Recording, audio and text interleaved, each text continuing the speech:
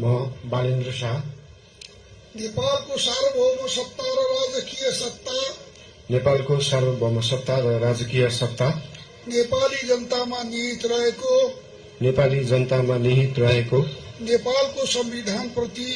नेपालको संविधान प्रति पूर्ण वफादार रही सत्यनिष्ठापूर्वक प्रतिज्ञा गर्दै ईश्वर, देश र जनताको नाममा शपथ लिन्छु कि प्रधानमन्त्री पदको जिम्मेवारी प्रचलित कानूनको पालना गरी मुलुक र जनताको भलो चिताई कसैको डर नमानी पक्षपात नगरी पूर्वाग्रह वा खराब भावना नलिई ईमानदारीका साथ गर्नेछु र आफ्नो कर्तव्य पालनको सिलसिलामा आफूलाई जानकारीमा आएको कुरा म पदमा बहाल रहँदा वा नरहँदा जुनसुकै अवस्थामा पनि प्रचलित कानूनको पालना गर्दा बाहेक अरू अवस्थामा कुनै किसिमबाट पनि प्रकट वा संकेत गर्ने छैन। धन्यवाद। यसपछि नवनियुक्त सम्माननीय प्रधानमन्त्रीज्यूलाई आफ्नो आसनमा रही शपथ पत्रमा हस्ताक्षर गरिदिनु हुन अनुरोध गर्दछु।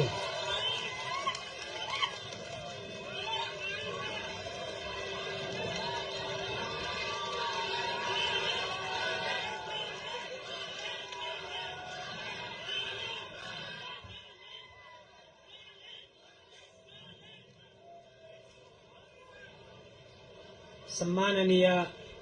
प्रधानमन्त्री श्री बालेन्द्र शाहज्यूबाट प्रधानमन्त्री पदको पद तथा गोपनीयताको शपथ लिने काम सम्पन्न भएको छ।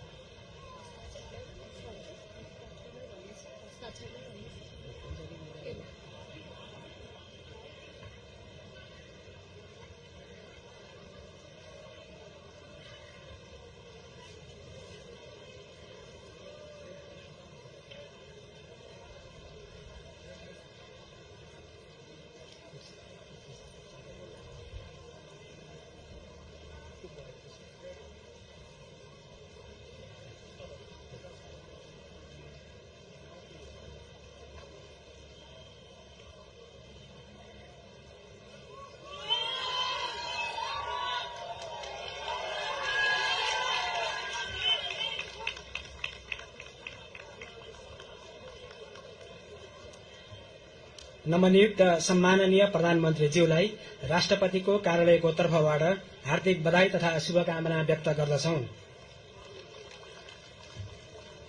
अब म संविधानको धारा 80 बमोजिम सम्माननीय राष्ट्रपतिज्यू समक्ष मन्त्री पदको पद तथा गोपनीयताको शपथ लिनुहुन नवनियुक्त माननीय मन्त्रीज्यूहरू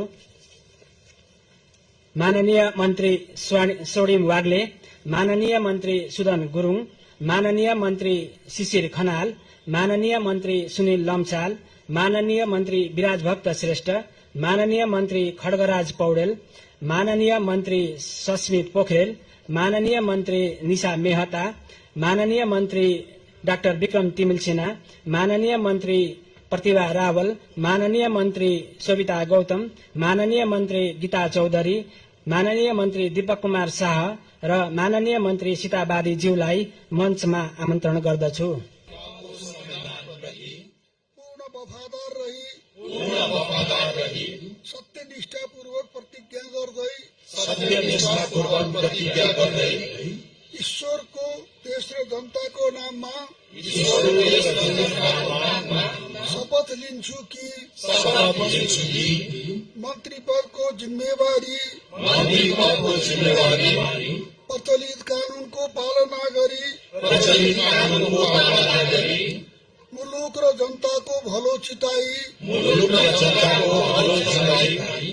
कसैको डर नमानी पक्षपात नगरी पूर्वाग्रह वा खराब भावना नलिई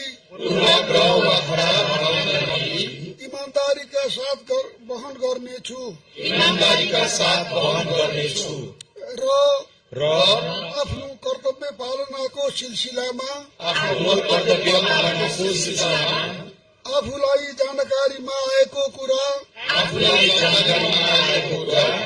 म पदमा बहाल रहँदा वा नरहँदा जुनसुकै अवस्थामा पनि प्रचलित कानूनको पालना गर्दा बाहेक अरू अवस्थामा कुनै किसिमबाट पनि